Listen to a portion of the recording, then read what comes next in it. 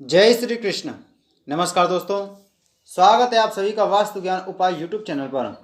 दोस्तों, आज हम आपको इस वीडियो के माध्यम से कार्तिक मास के 11वें अध्याय की कथा का श्रवण करा रहे हैं। आप सभी भक्तजन इस कथा को श्रद्धा पूर्वक और मन लगाकर सुने।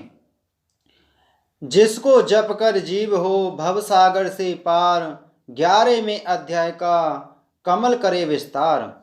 एक बार सागर पुत्र जलंधर अपनी पत्नी वृंदा सहित असुरों से सम्मानित हुआ सभा में बैठा था। तभी गुरु शुक्राचार्य का वहां आगमन हुआ। उनके तेज से सभी दिशाएं प्रकाशित हो गईं। गुरु शुक्राचार्य को आता देखकर सागर पुत्र जलंधर ने असुरों सहित उठकर बड़े आदर से उन्हें प्रणाम किया। गुरु शुक्राचार्य ने उन सबको आशीर्वाद दिया। फिर जलंधर ने उन्हें एक दिव्य आसन पर बैठाकर स्वयं भी आसन ग्रहण किया। फिर सागर पुत्र जलंधर ने उनसे विनम्रता पूर्वक पूछा, हे गुरुजी, आप हमें यह बताने की कृपा करें कि राहु का सिर किसने काटा था। इस पर दैत्य गुरु शुक्राचार्य ने विरोचन पुत्र हिरण्यकश्यपु और उसके धर्मात्मा पौत्र का परिचय देकर देवताओं और असुरों द्वारा समुद्र मंथन की कथा संक्षेप में सुनाते हुए बताया कि जब समुद्र से अमृत निकला तो उस समय देव रूप बनाकर राहु भी पीने बैठ गया।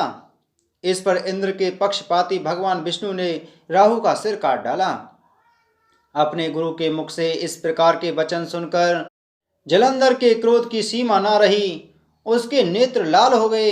फिर उसने अपने धमसर नामक दूत को बुलाया और उसे शुक्राचार्य द्वारा सुनाया गया वृतांत सुनाया। तत्पश्चात उसने धमसर को आज्ञा दी कि तुम शीघ्र ही इंद्रपुरी में जाकर इंद्र को मेरी शरण में लाओ।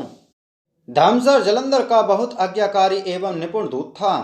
वह जल्दी ही इंद्र की सुधर्मा नामक सभा में जा पहुंचा और जलंधर के शब्दों में इंद्र से बोला, हे देवताधाम, तुमने समुद्र का मंथन क्यों किया और मेरे पिता के समस्त रत्नों को क्यों ले लिया? ऐसा करके तुमने अच्छा नहीं किया।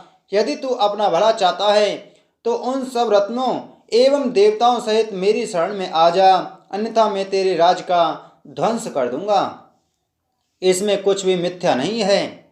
इंद्र बहुत विस्मित हुआ और कहने लगा, पहले मेरे भय से सागर ने सब पर्वतों को अपनी कुक्षी में स्थान क्यों दिया और उसने मेरे शत्रु दैत्यों की रक्षा क्यों की?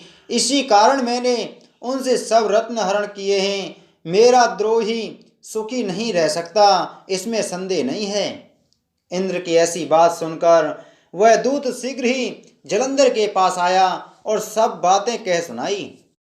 उसे सुनते ही वह दैत्य मारे क्रोध के अपने ओष्ठ फड़फड़ाने लगा और देवताओं पर विजय प्राप्त करने के लिए उसने अघो आरंभ किया।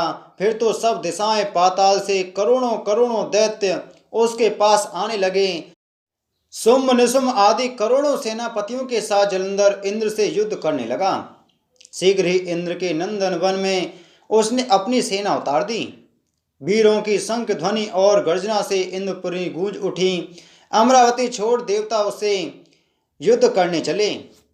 भयानक मारकाट हुई।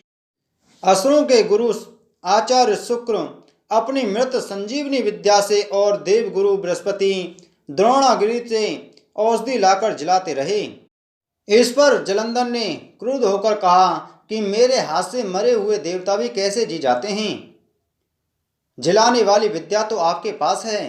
इस पर शुक्राचार्य ने देवगुरु द्वारा द्रोणाचार्य से औषधि लाकर देवताओं को जिलाने की बात कह दी। यह सुनकर जलंधर और भी कुपित हो गया। फिर शुक्राचार्य जी ने कहा कि यदि शक्ति हो तो द्रोणागिरि को उखाड़कर समुद्र में फेंक दो, तब मेरे कथन की सत्यता प्रमाणित हो जाएगी।